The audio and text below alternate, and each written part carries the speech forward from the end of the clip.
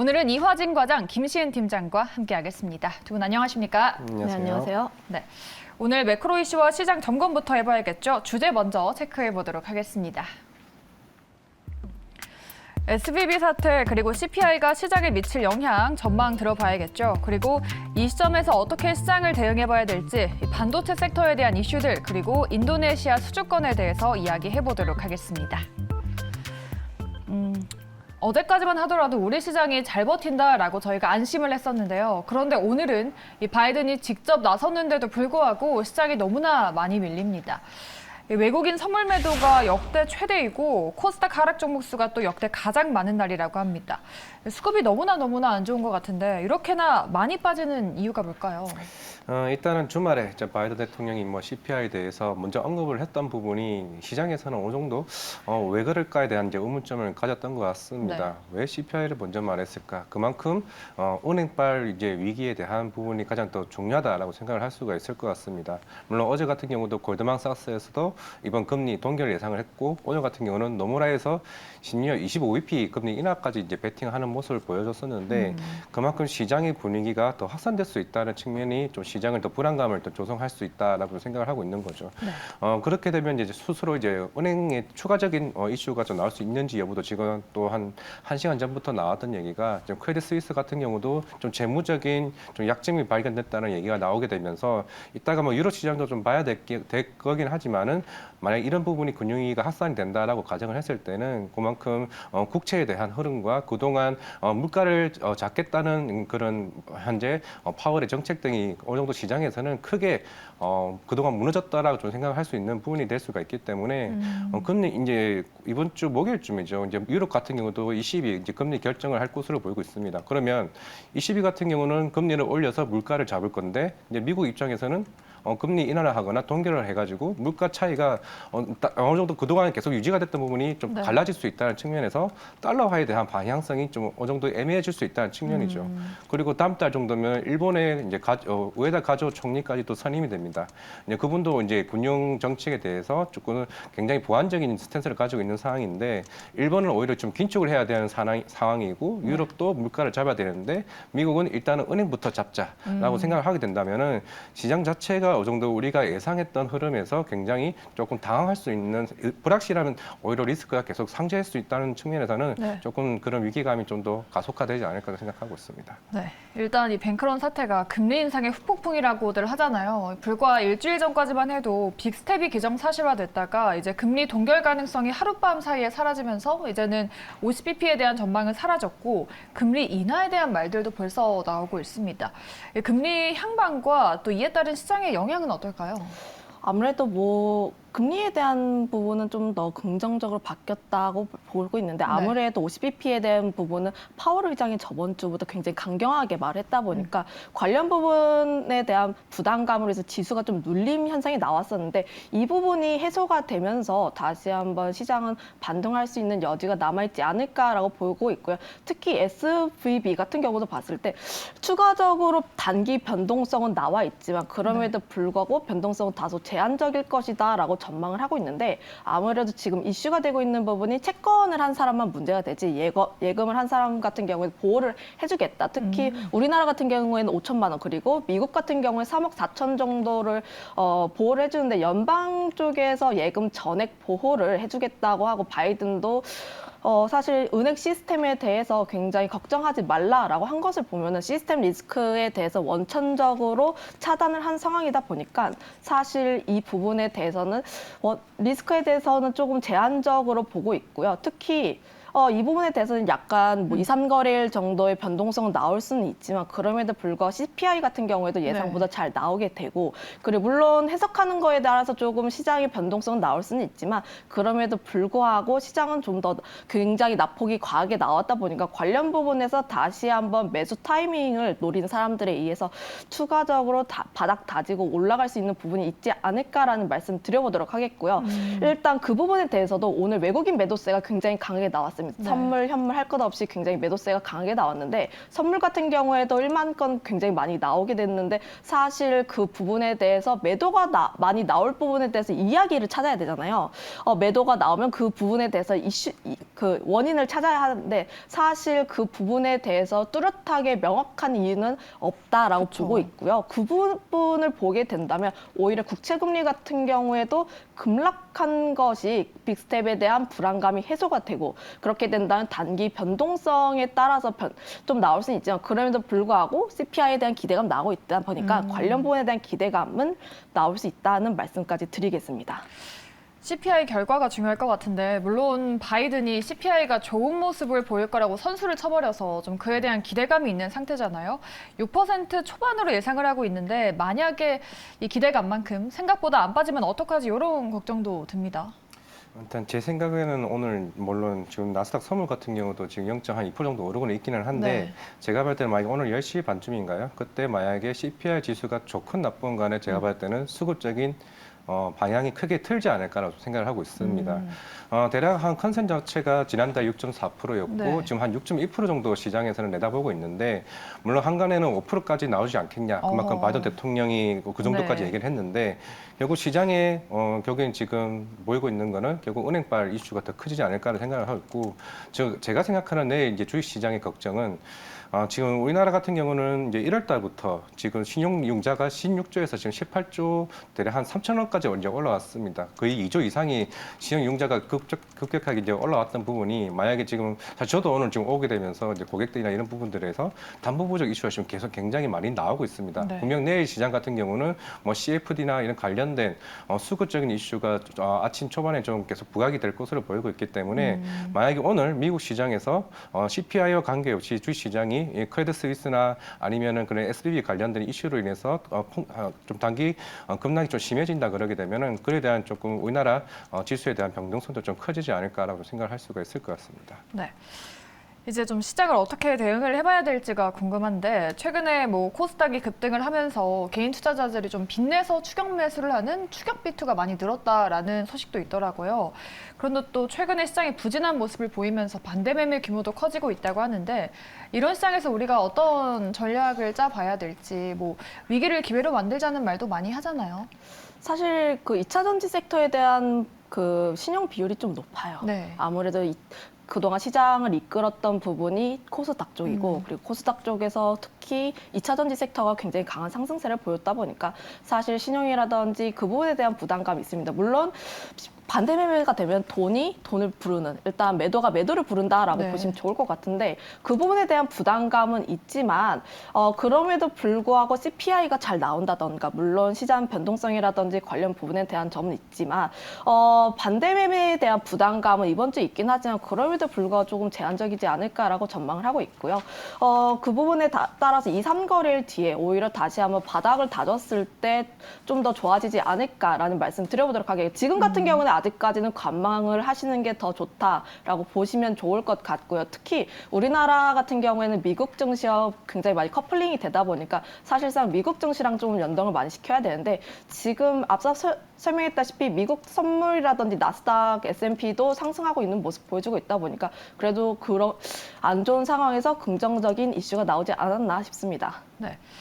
돌아보면은 이런 장이 기회가 됐었던 때도 있었잖아요. 그래서 지금은 이런 상황에서 매수 시점을 좀 어떻게 가늠을 해야 되는지 과장님도 관망에 대한 스트레스이신가요? 네, 일단은 사실 이게 어제도 얘기를 말씀드렸던 영화 마진콜 얘기를 좀 네. 했었던 것 같은데 사실 그때도 그랬습니다. 전날에만 알 수 있었어요. 그럼 걔네들은 정부한테 미리 얘기를 안 합니다. 걔네들도 항상 성과급 파티를 하면서 했던 말이 아무리 리스크 관리자가 마지막에 확인을 하고 이제 임원 소집을 하고 그때 그 사람들의 생각은 일단 우리 회사부터 살자라고 네. 생각이 인식이 먼저 강합니다. 그렇게 하면서 다음날 부실채권을 여러 증권사에게 팔게 되고 그러다부터 이제 시장에서 이상하다 이제 느낌을 인지해서 정부가 개입을 됐던 흐름들이 제가 볼 때 이번에도 계속 유지될 것 같습니다. 이제 서서히 하나씩 이제 물론 이제 SBB 같은 경우는 뭐 14위권에 있는 미국의 은행이라고 하지만은 네. 이제 서서히 하나씩 좀 제가 볼 때는 그런 대형 은행까지 어느 정도 퍼지지 않을까라는 우려도 있는 게 결국 이번에 그런 평가 손실에 대한 부분도 대부분의 빅테크나 이런 관련된 유동성에 대한 위기 이슈였기 때문에 최근에 오늘 아침에도 나왔던 기사긴 하지만 뭐 원스트레이에서도 이런 관련된 이슈로 좀 강하게 매도 흐름을 좀 나왔던 부분이기 때문에 제가 볼 때는 지금 당장의 매수세 흐름이라기보다는 일단 저 같은 경우도 오늘 이제 대부분의 고객들 계좌들의 현금 비중을 누른 상태입니다. 지금 상태는 지금 들어갈 자리라기보다는 오히려 차라리 시장에 어느 정도 위기에 대한 불확실성에 대한 어느 정도 해소가 되는 부분도 좀 확인해봐야 될 것 같고, 그리고 일단 3월 22일 뭐 FOMC도 있겠지만은 내일 오전 6시 20분에 보험안 이제 연준에 대한 이제 은행 관련된 이슈 있습니다. 연설이 있습니다. 그게 또 중요한 이제 포인트가 될 수 있기 때문에 그에 따라 또 수급도 내일 우리나라 시장에 큰 변화가 생기지 않을까 좀 생각하고 있습니다. 네. 두 분 다 시장에 대한 의견이 비슷하시네요. 뭐 호재보다 악재가 많은 상황에서 포지션을 조금은 정리하고 관망하면서 현금 비중을 조금 늘리고 쉬는 것도 좋은 전략이 되지 않을까 싶습니다. 저희 두 번째는 반도체 얘기해보도록 할 텐데요. 지금 재고가 쌓이면서 업황부진 얘기가 나오는데 미국과 중국 사이에서 국내 기업들이 또 새우등이 터지게 생겼습니다. 뭐 기사를 보니까 해도 너무하다. 미국 보조금을 받으면 30조 원의 투자가 물거품이 된다. 이렇게 써놨던데 이 중국 시장에서 타격이 불가피해져서 차라리 보조금을 받지 않는 게 낫다라는 말도 하던데요. 맞습니까?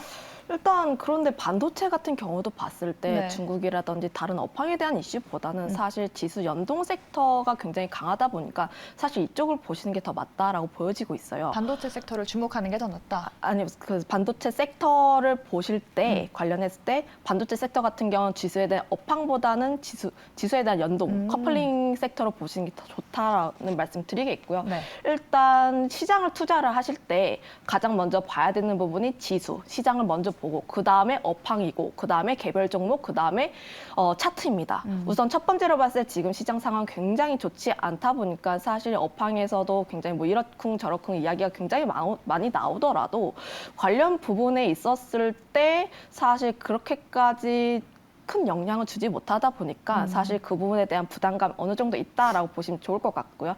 특히 반도체 같은 경우에도 봤을 때 중국에 대한 부분도 있지만 사실 재고량이 계속 늘어나고 있는 부분 나오고 있습니다. 물론 그동안 지수가 상승을 했을 때 반도체 업황 하반기부터 굉장히 좋아질 것이다. 굉장히 많은 애널리스트 분들이 많이 얘기를 했어요. 네. 리포트도 굉장히 많이 내고 재고 사이클에 따라서 감산을 하고 그리고 감산을 하고 이제 재고가 줄어들면서 3분기부터 다시 한번 실적에 대한 턴어라운드, 하반기부터 반도체 섹터가 다시 한번 빛을 볼 거다라는 이야기가 나왔는데 그 말 다시 한번 줄어들고 있고 특히 삼성전자 6만 원 이탈을 하게 되면서 외국인 리포트도 목표 주가 하향 리포트 나왔습니다. 그 부분에 대한 부담감도 어느 정도 있다라고 보시면 좋을 것 같은데 특히 반도체 수출액도 계속 적자가 나오고 있다 보니까 관련 부분에 했을 때 실적에 대한 부담감이 계속 나오고 있다는 부분 나오고 있고요. 거기다 지수와 연동을 했을 때 사실 우리나라 지수에서 반도체 섹터에 대한 기업 굉장히 많습니다. 특히 삼성전자가 코스피에서 약 18%의 비중을 가지고 있다 보니까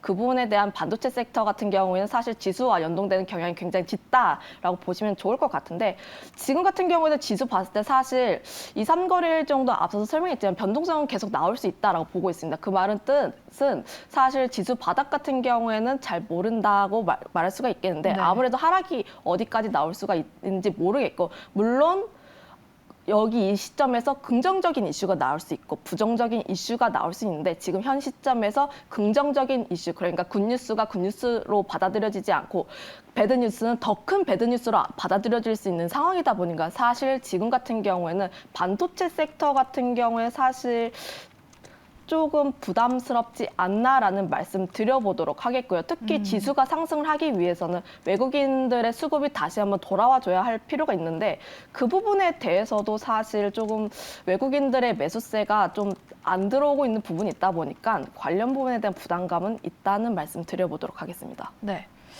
그렇다면 우리 과장님은 지금 반도체 업황에 대해서 어떻게 판단을 하시는지 뭐 시장 상황이 좋아져도 미국과 중국 사이에서의 불확실성이 남아있는 게 아닌지 반도체 업황이 만약에 좋아진다면 주가의 반등도 함께 나올 수 있는 걸까요?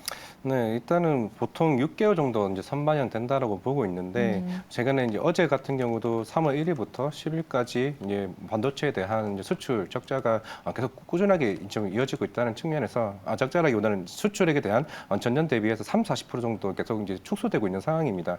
그만큼 재고는 계속 쌓이고 있고, 이게 5월 달부터는 이제 서버용 쪽에 대해서 이제 양산형 이제 사파이어 레퓨즈가 이제 출시할 양산에 들어가는 부분이기 때문에 새로운 수요 모델에 대한 부분은 좀 긍정적으로 볼 수가 있겠으나 결국에는 전방 산업이 좀 살아나야 되지 않을까라고 생각을 하고 있는데, 물론 중국 같은 경우도 지금 이제 모바일 쪽은 좀 살아나고 있는 모습이긴 하지만은 결국 미국의 견제로 인해서 향후 중소기업들에 대한 중국 납품에 대한 부분이 좀 추후에 좀 문제는 될 수가 있겠으나 일단 1년 유예됐던 부분이 이제 사실 또 몇 달 남지 않은 상황입니다. 또 그걸로 가지고 또 트집을 충분히 잡을 수 있다는 측면이고, 지금 또 하나 지금 발목을 잡고 있는 게 사실 2019년쯤을 좀 기억을 하고 있는데, 일본과의 이제 수출 좀 교제 부분도 최근에 지금 목요일쯤인가요? 지금 기시다 이제 총리랑 이제 우리나라 대통령과 이제 정상회담이 있는 만큼 네. 다시 수출 통제에 대한 부분 좀 완화적인 스탠스를 좀 가지고 있는 측면이기 때문에, 그 그동안 우리나라 반도체 소재 관련해서 국산화 좀 했던 부분들 기업들 같은 경우도 좀 어느 정도 여기에 대한 좀 리스크도 같이 가져갈 수 있다는 측면에서는 조금은 이제 전반적으로 일본, 중국, 미국 관련해서 우리나라 반도체에 대해서 조금은 대응의 시기로 좀 지켜봐야 되지 않나라고 생각을 하고 있습니다. 네. 그럼 우리 시은 팀장님 어떻게 생각하시는지, 뭐 시장 지수와 연동된다고 하셨으니까 지금 불확실성이 남아있는 상태에서도 시장 상황이 좋아진다면 반도체 업황의 주가도 함께 반등할 수 있을까요? 그런데 반도체보다는 2차 전지 섹터에서 회복세가 더 빠르게 나오지 않을까라고 전망을 하고 있고요. 네. 아무래도 지금 같은 경우도 봤을 때 그동안 반도체 섹터 같은 경우에는 한 1월에서 2월 초반까지 움직였고, 그다음에 계속 3월까지 계속 움직이고 있던 쪽이 2차 전지입니다. 지수를 이제 끌고 가고 있는 섹터 같은 경우는 대표적으로 반도체와 2차 전지라고 보고 있는데, 2차 전지 섹터 같은 경우에는 그동안 개인들의 매수세도 계속 들어오고 있고, 특히 외국인들의 수급을 계속 강조를 드렸었는데, 아까도 말씀했지만 일단 외국인들의 매수세가 코스피보다는 코스닥 쪽에서 2차 전지 섹터, 특히 에코프로라든지 좀 큰 기업들 위주로 계속 매수세가 들어오고 있다 보니까 사실상 가장 탄력적으로 움직일 수 있는 쪽은 2차 전지라고 보고 있고요. 투자를 하시게 된다면 반도체라든지 2차 전지라든지 굉장히 다양한 섹터가 있겠지만, 그중에서도 2차 전지 섹터는 굉장히 유효하다고 보고 있는 게, 2차 전지 같은 경우에 물론 지금 들어갈 자리는 아닙니다. 지금 들어갈 자리는 아니지만 네. 일단 조정을 하게 됐을 때 다시 한번 들어갈 수 있는 자리가 아닌가 싶기도 하고요. 그리고 뭐 이번 주 15일부터는 관련 이벤트가 있는데, 제가 이름은 기억이 잘 안 납니다만 무슨 배터리 데이입니다.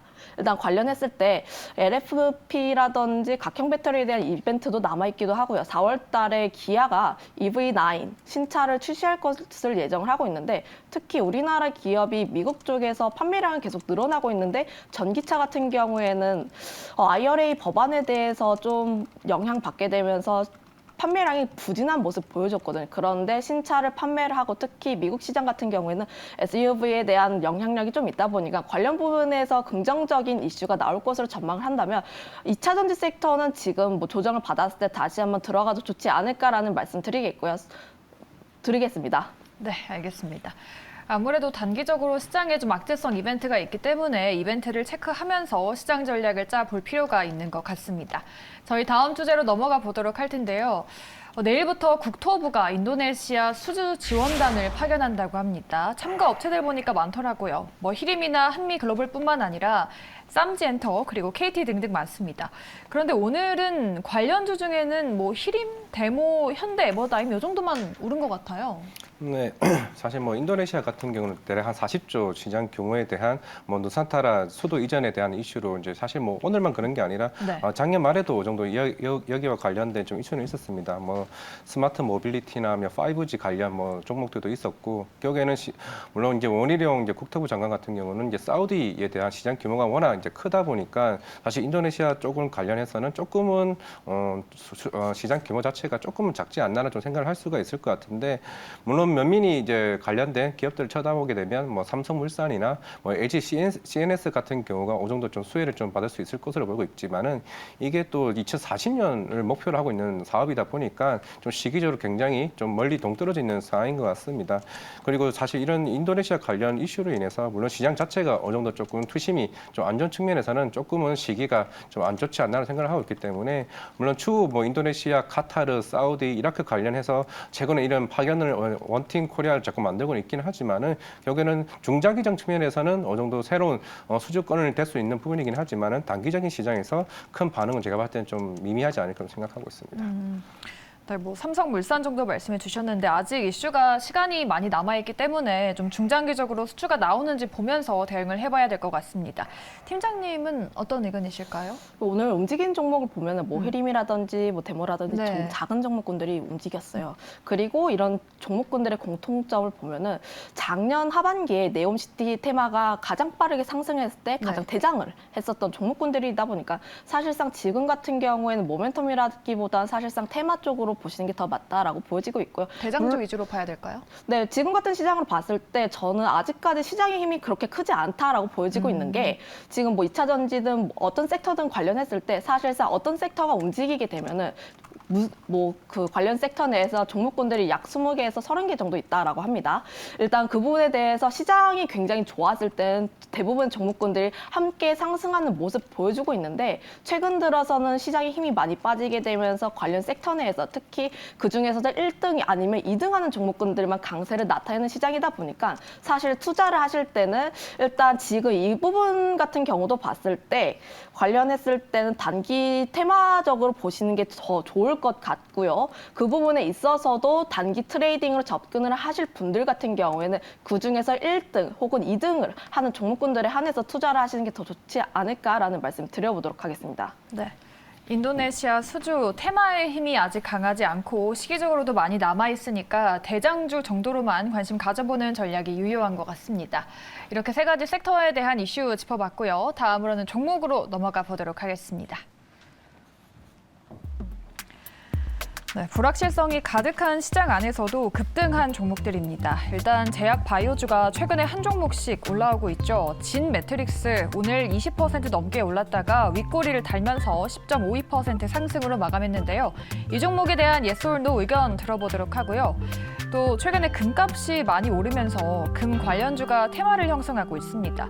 오늘 엘컴텍이라는 종목이 어제 또 20% 넘는 장중의 급등에 이어서 오늘도 25% 넘는 강세를 연출했습니다. 이 종목이 더 갈 수 있을지 두 분에게 yes or no 의견을 들어보도록 하겠습니다. 그리고 마지막으로는 LS 일렉트릭에 대한 의견도 들어보도록 하죠. 네, 진 매트릭스 이러한 시장에서 급등한 이유를 찾아보니까 호흡기 바이러스 감염증 환자가 급증했다고 합니다. 이러한 이슈에 이어서 반등 이어갈 수 있을지 두 분의 의견 먼저 들어보도록 하겠습니다. 네, 진 매트릭스 첫 종목부터 투노가 나왔습니다. 오랜 바닥권을 거치고 오랜만에 장대 양봉이 나왔는데 모멘텀이 조금 약한 걸까요? 뭐 감기 증상 관련 뭐 RSV 환자가 증가한다는 이슈로 좀 최근에 뭐 오늘 올랐다는 걸 볼 수 있는데 네. 뭐 진 매트릭스와 더불어서 체외기기 이제 관련된 진단 키트 같은 경우는 이제 SD 바이오 센서나 뭐 시젠이나 뭐 휴마시스 같은 경우는 좀 개별 이슈라고 치도 이제 관련된 진단 키트는 새로운 이제 성장 모멘텀이 제가 볼 때는 크지 않다는 측면이고 그 회사들이 다시 한번 주가가 가기 위해서는 그동안 현금성 자산이 그동안 들어왔던 부분이 새로운 신사업이나 이런 부분이 아니고서 제가 볼 때는 성장하기가 좀 쉽지 않다는 생각을 할 수가 있을 것 같습니다. 관련된 뭐 RSV 뭐 호흡 관련 뭐 바이러스 같은 경우는 어느 정도 계절성 이슈라고 좀 볼 수가 있기 때문에 좀 단기적 이슈로 트레이딩 접근이면 몰라도 이게 이 회사가 단기적으로 바닥을 탈출한다는 측면에서는 제가 볼 때는 그렇게 성장 모멘텀이 있지는 않다라고 좀 말씀을 드리겠습니다. 네. 성장 모멘텀이 좀 약한 것 같다. 이슈가 단기적으로만 튀는 거라고 보실까요?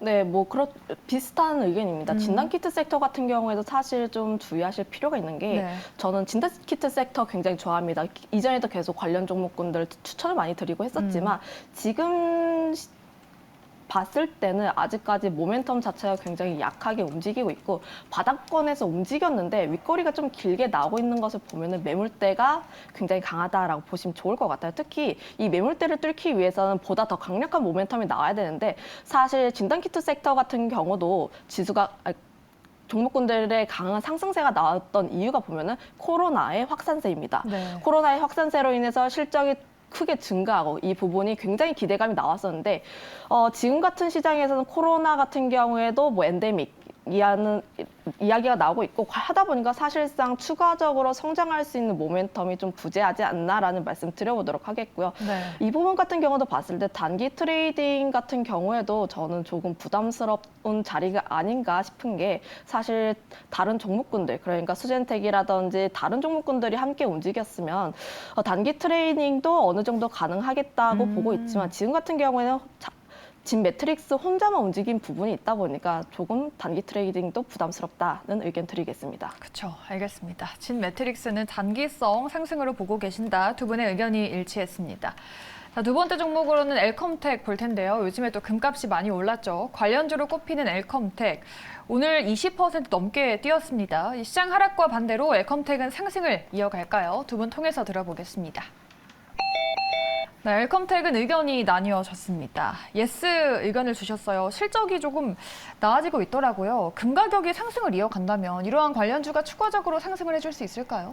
금 가격이 상승을 한 게 사실 시장에 대한 불안감이 크다 보니까 네. 안전 자산에 대한 심리가 좀 높아지고 있고 그리고 시장 리스크에 대해서 좀 어느 정도 해지를 할 수 있는 부분이 있다 보니 그 부분에 대한 수요가 크게 늘어나면서 부각을 받았다고 보고 있는데 물론 저는 시장의 변동성이 내일까지는 좀 이어지지 않을까 싶어서 추가적인 상승은 가능하다라고 보여지고 있지만 단기적인 관점으로 보시는 게 좋은 게 아무래도 단기 상승에 따라서 차익 매물도 좀 고려를 해볼 필요가 있겠고요. 거기다가 지금 다시 한번 사택 SVB 사태가 안정화가 되고 하게 된다면 유동성이 다시 한번 확대가 되면서 일단 이 부분까지 고려를 하게 됐을 때 단기적인 관점을 보시는 게 좋다라는 말씀 드리겠습니다. 오히려 더 관심 있게 보실 분들 같은 경우도 봤을 때 신용평가주가 더 좋지 않을까는 말씀 드리도록 하겠고요. 어떤 종목 위주로 보실까요? 지금 뭐 일단 대표적으로 봤을 때 네. 관련했을 때 신용평가주 같은 경우도 사실 지금 종목군 같은 경우에는 아직 꼽진 않았지만 예를 들어서 채권에 대한 리스크에 대한 부분이 나오게 된다면 사실 신용에 대한 문제가 나오다 보니까 예를 들어서 경매에 대해서 좀 쉽게 생각을 해보시면 좋을 것 같은데 예를 들어서 제가 1억을 빌렸어요. 네. 1억을 빌렸는데 은행이 좀 위험하다 보니까 은행이 갚은 거 빌린 거 갚아라 라는 이야기가 나오는데 내가 돈이 없다면 사실 그 부분에 대한 리스크가 있거든요. 예를 들어서 연체를 2번 정도, 이자를 2번 정도 내지 않거나 돈을 돌려받지 않았다면 내가 가지고 있는 자산을 은행 쪽에서 경매를 붙일 수 있다 보니까 사실상 경매를 진행을 하게 된다면 그 부분에서 실적을 낼 수 있는 게 신용평가에 대한 부분이다 보니까 사실 이런 쪽으로 다시 한번 좀 공부해 볼 필요가 있지 않을까라는 말씀 드려보도록 하겠습니다. 네, 고려 신용정보랑 SCI 평가 정보는 그래도 오늘 뭐 상승이 나왔네요. 다만 엘컴텍은 단기적인 관점으로만 보는 게 좋다라고 말씀하셨고요. 과장님도 뭐 단순 테마주로만 보고 계시는 거죠? 추세 전환이라고 보긴 어렵겠죠. 뭐 내일 상한가를 가더라도 저는 일단 투자한다는 측면에서는 조금 제가 볼 때는 좀 너무 리스크 테이킹하지 않나라고 생각을 하고 있고 물론 이제 금 가격 같은 경우야 이제 지금 물론 3월 FOMC 많이 금리가 동결하게 되면은 안전자산에 대한 이제 금값에 대한 가격은 좀 올라갈 수 있다는 측면에서는 좀 긍정적으로 볼 수 있겠지만은 말씀대로 차라리 이제 우리나라 같은 경우도 이제 PF나 이런 관련된 이제 연체 이율이 계속 높아지고 있다는 측면에서는 차라리 뭐 SCI 평가 정보나 고려 신용평가 같은 종목들이 오히려 더 선호되는 측면이 아닌가 좀 생각하고 있습니다. 네, 알겠습니다. 엘컴텍에 대한 의견은 나뉘어졌지만 그래도 좀 의견은 비슷하신 것 같습니다. 여러분 잘 판단해 보시기 바라겠고요. 마지막으로는 LS 일렉트릭 보도록 하겠습니다. 1분기에 시장 컨센서스를 크게 상회하는 동시에 역대 최고치를 경신할 거라는 분석이 나왔습니다. 실적에 기대 걸어봐도 될지 두 분에게 여쭤보도록 할게요. 네, LS 일렉트릭은 두 분 다 예스라고 답해 주셨습니다. 시장이 너무 안 좋으면은 실적이 좋다고 해도 조금 묻히는 경향이 있는데 목표가 상향 리포트도 나왔더라고요. 일단은 실적 관련해서도 뭐 올해 좀 증가하는 추세를 보이고 있고 네. 이제 북미 시장의 뭐 배터리나 이제 반도체 관련해서 이제 배전 시스템에 대한 수주도 꾸준하게 좀 증가하고 있다는 측면에서는 물론 4분기 실적 전반적으로 대부분 다 안 나왔습니다. 뭐 지난주에도 이제 에코플라스틱 관련해서도 실적이 서프라이즈 나온 종목들은 그만큼 상한가를 간 만큼 수급적인 부분이 굉장히 타이트하게 좀 들어오고 있다는 측면이고 물론 이제 LS 일렉트릭 같은 경우도 이제 북미 시장뿐만 아니라 다양한 나라에 대한 이런 관련 인프라 관련 제품이 부분이나 이런 판가에 대한 가격도 어느 정도 계속 개선되고 있다는 측면에서는 지금 다른 업종 대비해서 이런 관련 배선 시스템은 어느 정도 계속 증가하는 추세를 가지고 있지 않나 생각을 하고 있기 때문에 신재생 사업부도 마찬가지로 철도 수주나 이런 관련 프로젝트도 꾸준히 좀 좋아지고 있다는 측면에서 조금 매력적이지 않나 생각하고 있습니다. 네, 알겠습니다. 이렇게 LS 일렉트릭까지 오늘 시장 긴급 점검 도와드렸고요. 이슈가 나왔던 섹터와 종목들까지 저희가 자세하게 파헤쳐봤습니다. 지금까지 이화진 과장, 김시은 팀장과 함께했고요. 두 분은 여기서 인사드리도록 하겠습니다. 오늘 말씀 고맙습니다. 네, 감사합니다.